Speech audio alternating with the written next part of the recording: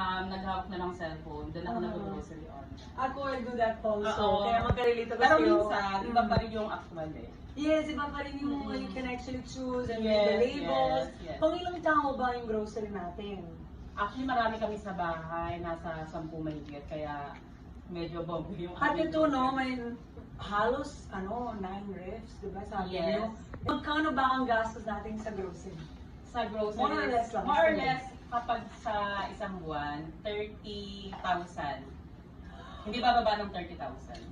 Wow, 30,000 sa grocery pa lang, pero sa bagay, no? Kasi marami din kami, may mga stock din ako. Yes, it's actually, in a way, sulit. Bakit, di ba, mga kada, sugar police ako. I don't eat sugar for the Same tayo, Yes. same tayo. perfect to, no sugar. Sige, wow, meron na akong bago ng Mami Con. Sige, Mami Con, what do you usually buy here? Para sa mga visitors mo ba talaga? Sino pumipili ng mga lahat ito? May mga drinks din. Ay, Ayan. tingnan mo naman ito. Napaka-hype. Anong itong mga features ng yung rent na ganito? Wala naman siya Bukod sa- masyadong features, pero yung airflow niya, maganda.